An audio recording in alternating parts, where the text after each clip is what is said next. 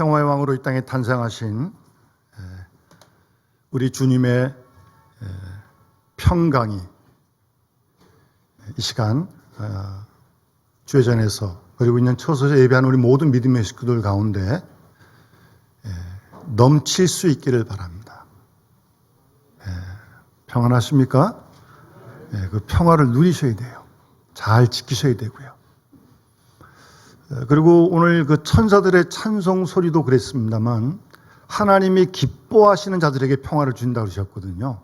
그 하나님이 우리를 기뻐하시지 않겠습니까? 기뻐하십니다. 많이 기뻐하십니다. 보통 기뻐하시는 게 아니에요. 그렇다면 하나님이 기뻐하시는 기쁨도 좀 우리가 누려야 되는 거 아니겠어요? 그래서 우리 성탄절의 이 키워드는, 핵심 단어는 기쁨과 평강입니다. 세상이 어둡고 힘들고 춥고 눈도 많이 오고 사고도 많이 나고 미사일도 쏘고 그러고 있지만 그 와중에서도 우리가 기쁨과 평안을 누려야 되는 거 아니겠어요? 잘 지키세요. 빼앗기지 마세요. 기쁨과 평강을 빼앗기면 그 안 믿는 사람하고 똑같아지잖아요. 두려워하고 무서워하고 불안하고 그러지 않도록 기쁨과 평강을 잘 지켜가시기 바라고, 그래서 그 기쁨과 평강으로 여러 가지 자꾸 어려움들을 이기고 그걸 전해야 되지 않겠어요? 여기서 충만해야 돼. 그렇게 하나님께서 주실 줄 믿는데 우리 모두가 그런 은혜를 누려야 할 줄 믿습니다. 누립시다. 저는 우리 교인들이 아무런 대답을 안 하면 전적으로 긍정한다고 믿습니다. 그래서 대답 안 하셔도 괜찮습니다. 저는 실망하지 않습니다. 그런 일에 실망 안 합니다. 제가 이제 설교하고 우리 예물 드리고 우리 칸타타 어련 중에 준비했거든요. 그래서 목사님 12시가 지나갔는데 왜 설교가 안 끝나나 그러지 마시고, 그게 사탄의 시험입니다. 그런 시험에 넘어가시면 안 돼요. 오늘은 한 10분, 20분 어쨌든 우리 귀한 칸타타로 영광 돌리는데 함께 동참해야 되지 않겠습니까?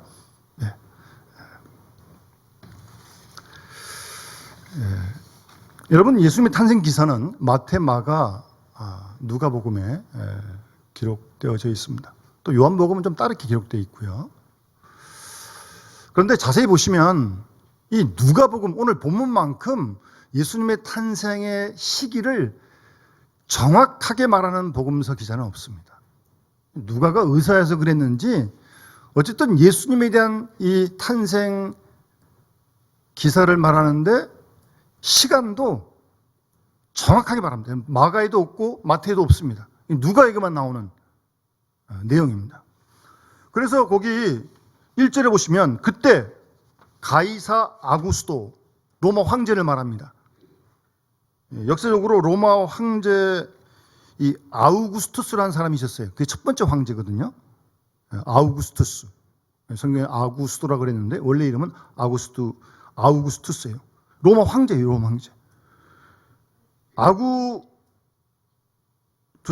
아우구스투스가 로마 황제일 때 좀 더 정확히 내려가서 이스라엘 지역이 수리아 총독, 그러니까 구레뇨가 그 수리아 지역의 총독으로 있을 때 호적조사가 있었던 거예요. 호적조사. 호적조사를 왜 했을까요? 오늘 얘기하면 인구조사 같은 거죠. 세금을 다 걷어내려고 그러는 거죠. 빠진 사람 없이, 누락된 사람 없이 세금을 다 걷어내려고 호적을 조사하고 이 황제가, 로마 황제가 명령을 내린 겁니다. 그 수리아 지역도 로마 식민지였으니까 호적을 했어야 됐어요.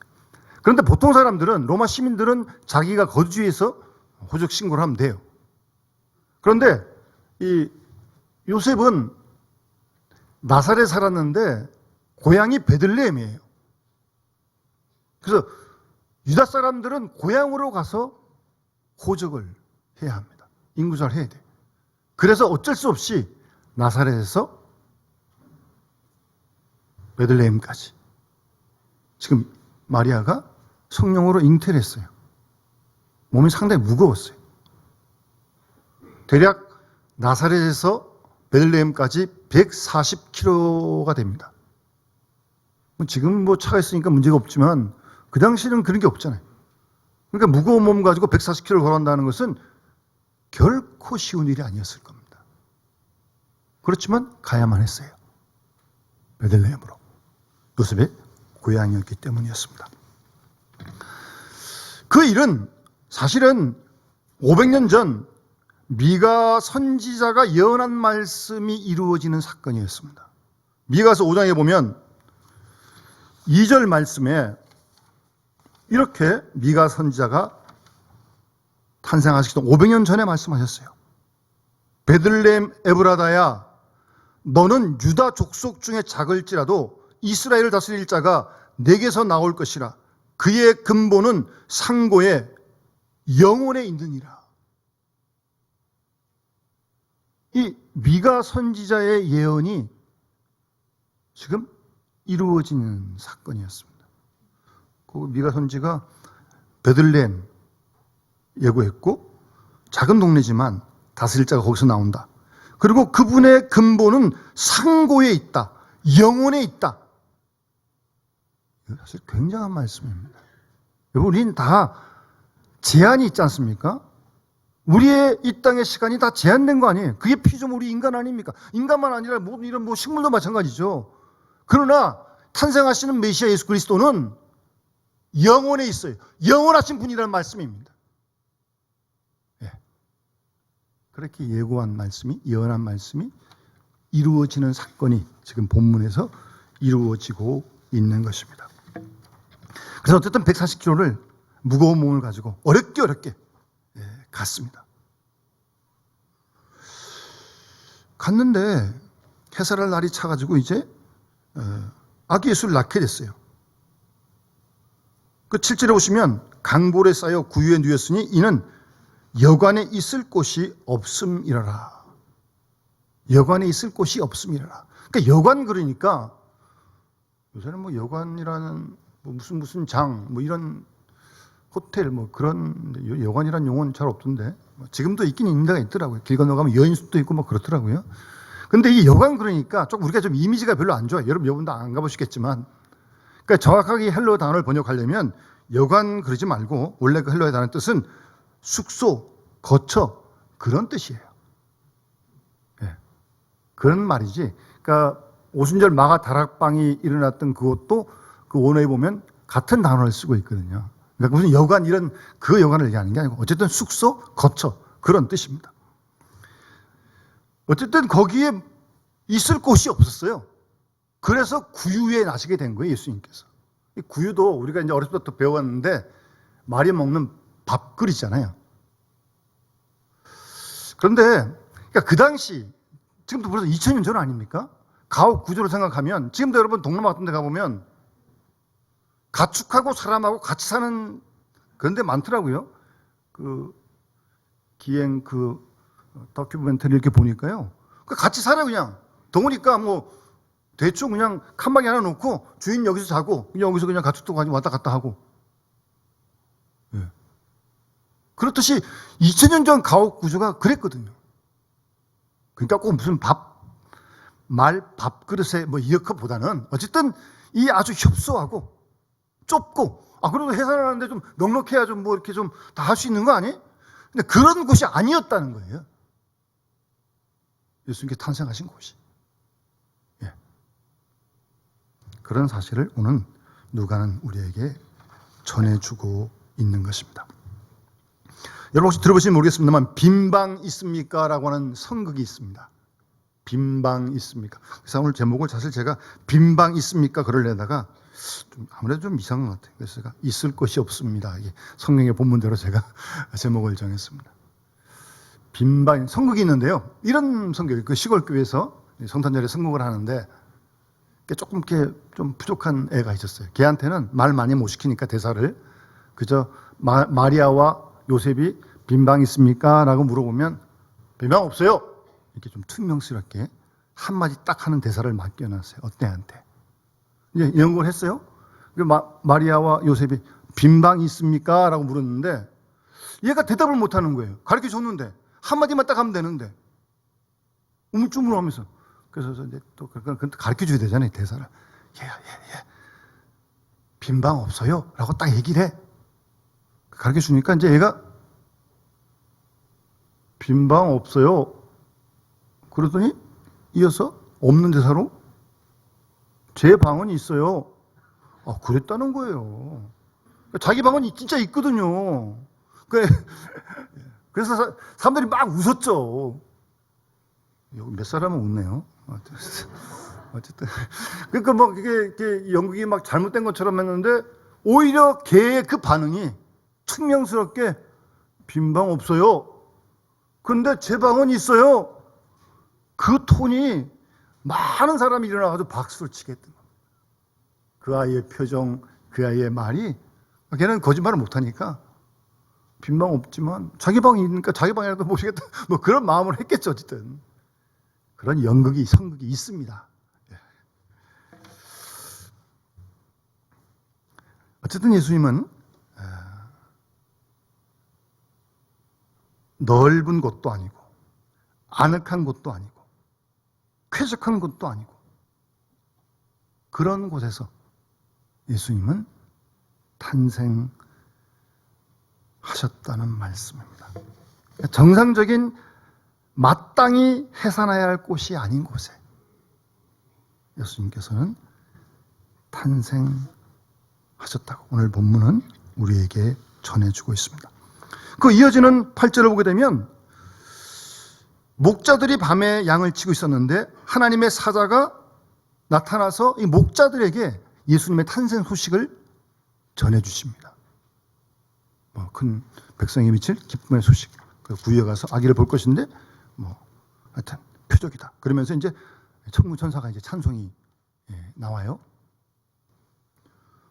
여러분 그 당시 목자라는 신분은 별로 사람들이 선호하지 않는 신분입니다. 원래 3D 업종입니다. 잠잘 때 잠자야지 왜 잠 안 자고 밤에 양을 칩니까? 그런 직종이에요. 대접받지 못하는 그런 신분이 목자의 신분이에요. 왜 하필 아기 예수의 탄생 소식을 천사들이 목자에게 전하는 거예요? 왜? 좀 믿음 좀 바리새인한테 좀 전하든가 아니면 좀 훌륭한 랍비에게 좀 전하든가 그럼 훨씬 더 영향력이 좀 클 거 아니겠어요? 증거하는 영향력이 말이에요. 그렇지 않고 목자에게 밤에 양을 치는 목자에게 왜 그랬을까요? 여러분 한번 생각해 보시기 바랍니다.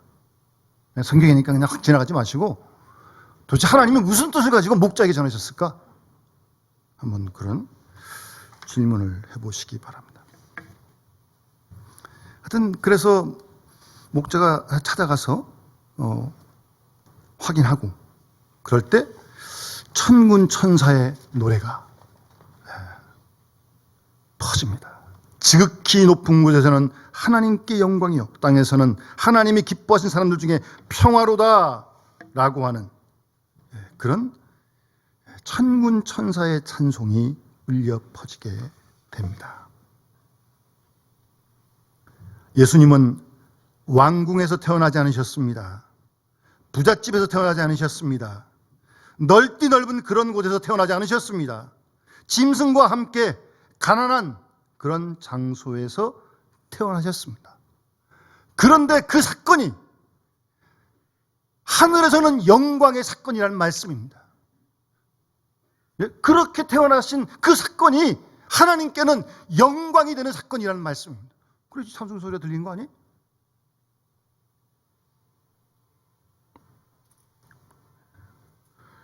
여러분,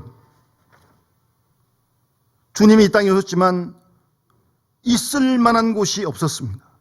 기쁘게 환대하는 사람도 없었습니다. 편히 거처가 준비된 곳도 없었어요.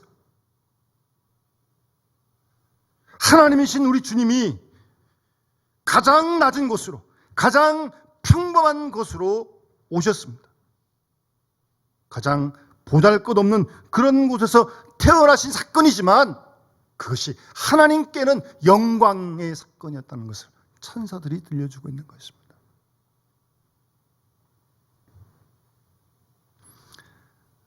여러분, 주님이 이 땅에 오심 자체가 하나님께는 영광입니다. 왜요? 하나님의 뜻을 이루어드리는 거 아니에요. 우리와 이 세상을 구원코자 하시는 하나님의 뜻을 이루어드리기 위해 오신 거 아니에요. 주님이 기도도 그렇게 가르쳐 주셨고 일병도 그렇게 사셨고 십자가에 돌아가신 것도 다 하나님의 뜻을 이루어드리기 위해 그런 거 아니에요? 그러니까 주님이 이 땅에 오신 그 사건 자체가 하나님께는 영광이 되는 사건이라는 것을 노래하고 있는 것입니다. 그런데 잊지 말 것은 그렇게 하나님께 영광이 되는 이 사건이 하나님이신 주님이 하나님 자리를 포기하고 내려오신 그 사건이란 사실을 우리는 잊지 말아야 합니다. 왕자가 거지가 된 게 아니에요. 신이신 하나님이 창조주가 피조물된 인간이 그런 비움이 그런 엄청난 희생이 있었다는 사실을 잊지 말아야 합니다. 그런 과정을 통해서 하나님께 영광이 되었다. 영광이다. 여러분 이런 천사들의 찬송을 좀 많이 좀 묵상해야 합니다. 그래서 우리도 그런 삶을 좀 따라 살아야 되는 거 아니겠어요? 여러분 주님이 이런 자기 비움, 이런 자기 희생이라는 말로도 표현되게 하는 게 아니죠. 모자라는 거죠. 그런 엄청난 비하의 사건이었거든요. 어쨌든 그것이 하나님께서 이룰 사건이었기 때문에 하나님께 영광이 되었다. 그리고 이어지는 말씀은 하나님이 기뻐하시는 사람들. 하나님이 누구를 기뻐하시겠어요? 하나님을 아버지로 예수 그리스도를 구주로 고백하는 그 사람들을 기뻐하지 않겠습니까? 여러분, 누가 진정한 기쁨의 사람입니까? 이 온 우주 만물을 지으신 살아계신 하나님을 아버지로 믿는 사람이 제일 기쁨의 사람 아니겠어요? 진정한 기쁨 아니겠어요? 세상 사람들은 자기 나름대로 쾌락을 찾기 위해서 이것저것 다 해보지만 잠깐 즐거울지 모르겠지만 여전히 씁쓸한 거 아니겠어요? 예? 뭐 이렇게 목마를 때 탄산술 마시면 당장은 시원하지만 사실은 또 갈증이 더 생기는 거 아니에요? 그런 기쁨이 세상의 기쁨 아닙니까? 그러나 하나님을 아버지로 믿는 그 기쁨, 예수를 구주로 고백하는 그 기쁨이야말로 진정한 기쁨이며 변치 않는 기쁨인 줄 믿습니다. 그러한 자들을 하나님이 기뻐하신다는 거예요. 하나님을 아버지로 모시고 예수를 구주로 고백하는, 예? 그것이 우리에게 기쁨이고 그것도 그런 사건 자체가 하나님께는 기쁨이 되는 사건인 줄 믿습니다. 우리가 정말 이러한 기쁨을 성탄을 맞아서 경험하고 내일도 모레도 우리 인생 나가는 그런 이게 세상이 주는 돈이 주는 어떤 물질이 주는 그런 기쁨이 아니잖아요. 신령한 기쁨이죠. 그런 기쁨을 경험할 수 있어야 합니다. 여러분 잘 아시는 하박국 선지가 뭐라고 노래합니까? 비록 무화과 나무가 무성치 못하고 포도나무 열매가 없고 감나무에 소출이 없고 밭에 먹을 것이 없고 우리의 양이 없고 외양간에 소가 없고 그렇더라도 나는 여호와로 말미암아 즐거워하고 나의 구원의 하나님으로 말미암아 기뻐하리로다 그랬잖아요. 이런 즐거움, 이런 기쁨 말이에요. 누려야죠. 우리가 맛봐야죠. 그럼 그런 기쁨을 누리는 사람들이 사는 삶의 모습은 어떤 모습이냐? 평화의 모습입니다. 하나님이 기뻐하신 자들 가운데 평화로다. 여러분 지금 평안하십니까? 기쁨이 있어야 평안도 있는 거죠. 뭐 기쁘지 않는데 무슨 평안이 있어요. 그런 평안을 가지고 사는 그런 공존의 사회가 된다는 말씀이에요. 예? 그래서 이사야 선지서에 보게 되면 메시아가 도래함으로 이루어질 그 세계를 노래하는 많은 말씀 가운데 보면 여러분 뭐 이사야서 2장에도 9장에도 그렇고 11장도 그렇고 어쨌든 칼을 쳐서 보습을 만듭니다. 칼, 무기, 미사일, 보습, 농기를 만드는 거예요. 전쟁이 없다는 거죠. 창을 가지고 낫을 만들고요. 이 나라와 저 나라가 다시는 칼을 들고 싸우지 않습니다. 전쟁을 연습하지 않습니다. 그럴 때 그런 평화에 있다가 도래하겠다는 말씀이에요. 그리고 뭐 11장에도 보면 여러분 아시는 대로 암소와 곰이 함께 먹어요. 암소하고 곰이 어떻게 함께 먹어요? 암소가 곰을 확 잡아먹는데 어쨌든 같이 근데 안 싸운단 말이에요. 새끼가 함께 엎드리고 사자가 초초는 풀도 먹고 어린아이가 독사의 구멍에 손을 넣고 막 장난쳐 아무런 상처를 입잖아요. 그래서 내 거룩한 산 모든 곳에서 해됨도 없고 상함도 없을 것이다. 주님이 다스리는 그때가 되면요, 물이 바다를 덮은 같이 여호와하는 것이 충만하게 되면 해됨도 없고 상함도 없다니까요. 해치는 것도 없고 상처받는 것도 없다는 말씀이에요. 누구에게요? 하나님이 기뻐하시는 자, 하나님을 아버지로 모시는 기쁨을 누리는 그에게 이런 평화가 있다는 거예요. 그래서 이 평화로운 세계가 되면 해됨도 없고 상함도 없다니까요. 저는 이 말씀을 묵상하다가 최소한 세상을 그렇다 치더라도 우리 가정과 교회만큼은 해됨도 없고 상함도 없어야 되는 거 아니에요? 왜 상처를 받고 왜 상처를 받아요, 교회에서? 이런 나라를 꿈꾸는 사람들이 평화가 없어 그런 거예요. 평화가 없어. 기쁨이 없어 그런 거예요. 잘 따지고 보면 원인이 아무도 가정에서도 아무도 교회에서도 상처받으면 안 되고 해대서도 안 되는 거예요. 그런 것을 훈련하는 것이 교회가 되고 가정이 돼야지. 세상을 아직도 하나님 모르니까 그렇다 치더라도 해됨도 없고 상함이 없다니까요. 그런 평화로운 샬롬의 세계가 이루어진다는 그런 평화를 말씀하시는 거예요. 구체적으로 그래야 돼요. 예? 예. 여러분 절대 나에게 해 끼치지 마세요. 상처 주지 마세요. 생각하고 말하시고 생각하고 행동하세요. 함부로 말하고 행동하지 마세요. 상처 준지도 모르니까 뭐 그렇게 함부로 그러겠죠. 신중하지 못한 겁니다. 그러면 안 되는 거죠. 이런 평화를 우리가 다 같이 가정에서 눈치 봐도 되겠어요? 교회에서 그래도 눈치 봐도 되겠어요? 세상은 다 치더라도 말입니다. 그런 평화를 우리가 기쁨 속에 충분히 누려야 합니다. 평안한 사람은요, 절대 남에게 해치지 않습니다. 절대 남에게 상하게 하지 않습니다. 자기 마음에 평안이 없으니까 그렇게 하고도 모르는 거죠. 주님을 잘 모셔야 돼요. 그래서 올바로 모셔야 됩니다. 이게 성탄의 의미고 이게 성육신의 의미인 것입니다.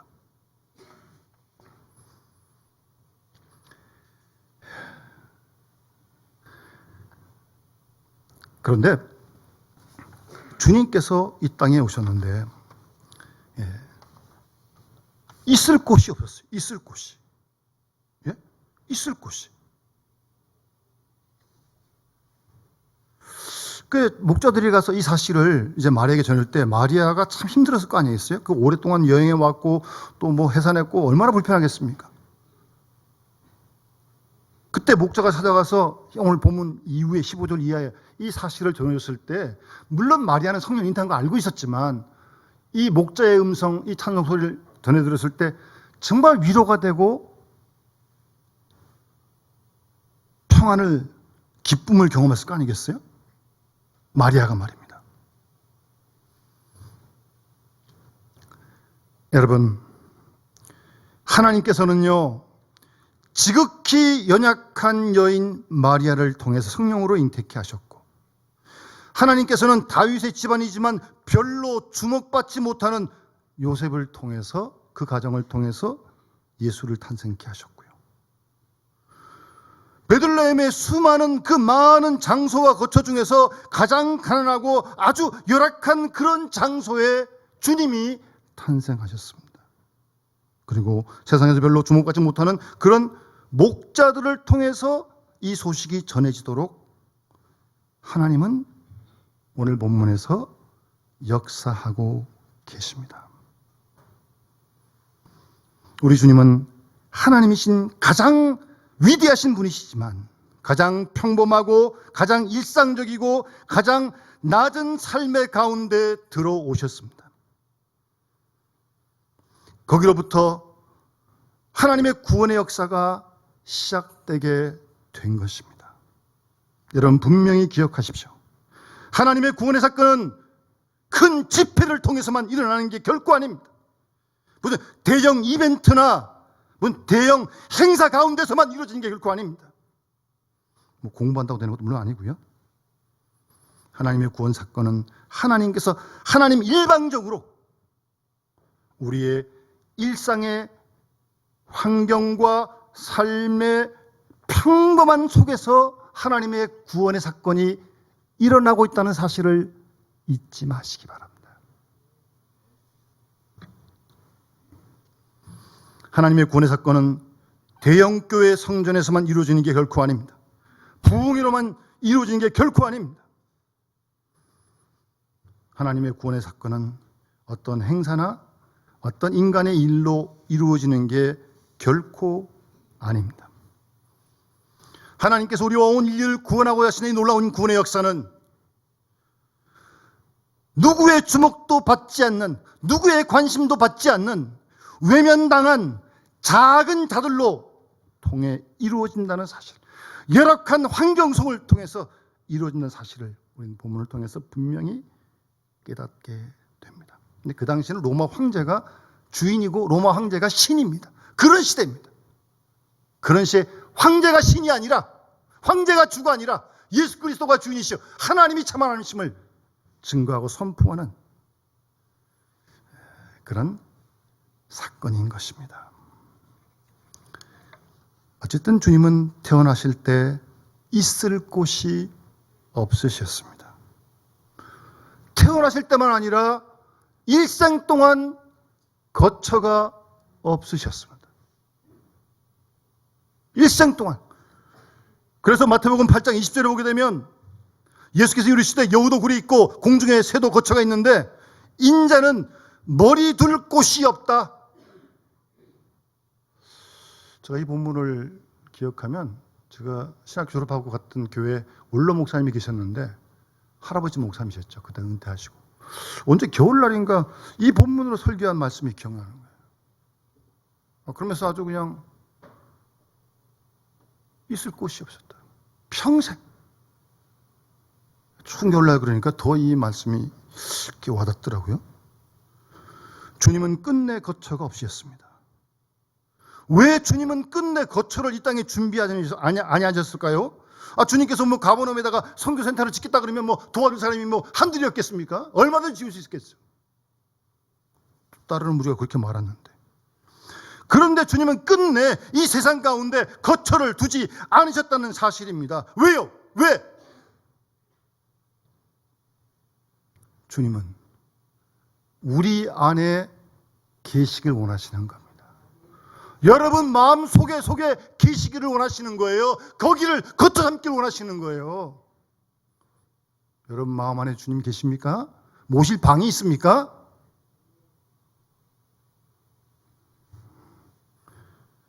주님은 지금도 묻습니다. 문을 두드리면서 우리 안에 빈 방이 있냐고, 내가 머물 빈 방이 있냐고. 주님은 지금도 우리의 마음 문을 두드리십니다. 세상에 안 믿는 사람 두드리는 게 아니고 우리 믿는 사람들의 마음 문을 주님은 지금도 두드리신 줄 믿습니다. 주님의 그 문 두드리는 음성을 듣고 우리가 마음 문을 활짝 열고 우리 마음 깊은 중심에 주님을 온전히 모셔드리고, 예? 그게 임마누엘 아니에요?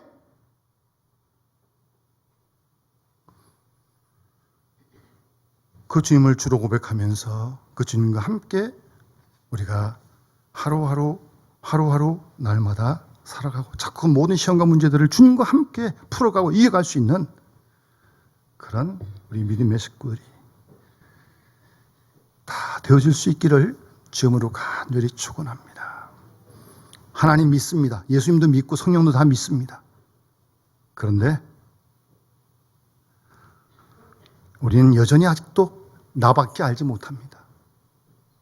자기밖에 몰라요. 자기밖에. 저부터.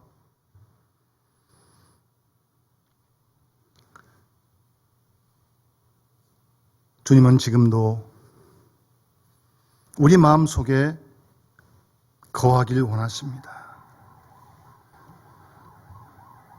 여러분, 우리가 쌓은 자신의 성, 자신의 바벨탑, 자신만의 어떤 세계관 다 내려놓고 정말 비우고 그 속에 평화의 왕으로 이 땅에 오신 예수 그리스도를 정말 온전히 모셔드리는 그런 우리가 될 수 있도록 힘써야 하고요. 교회도 주님을 모셔야 교회가 교회 되는 거지 뭐 사람들만 모여가지고 교회가 교회 되겠습니까? 주님이 친히 이 자리에 임재하시는 줄 믿습니다. 그런 빈 방을 제공할 수 있는 교회가 되어야죠. 그래서 정말 주님처럼 우리도 이 땅에서 하나님 아버지의 기뻐하신 뜻을 이루어드리며 살아가는 우리 모두가 다 되어줄 수 있기를 주님으로 축원합니다. 기도하겠습니다. 사랑의 아버지 하나님, 이미 예수를 믿은 지 참 오래됐고 하나님 아버지라 부르면서도 여전히 우리와 교회는 주님을 모실 빈 방이 없습니다. 오늘도 주님께서 혹시라도 있을 곳이 없으셔서 교회 건물 밖에서 믿는 이들 밖에서 여전히 문을 두드리시는 건 아닌지 조용히 우리를 교회를 살필 수 있도록 도와주시옵소서. 지금도 우리의 마음 문을 두드리시는, 우리 교회를 두드리시는 주님의 음성을 듣고 마음 문을 활짝 열고 주님을 온전히 우리 마음 가운데, 교회 가운데 모셔드리고 주님과 함께 살아가는 거룩한 주의 백성들이 다 될 수 있도록 도와주시옵소서. 감사드리며 예수님 이름으로 간절히 기도드리옵나이다. 찬송 122장 찬양 드리면서 봉헌하도록 하겠습니다.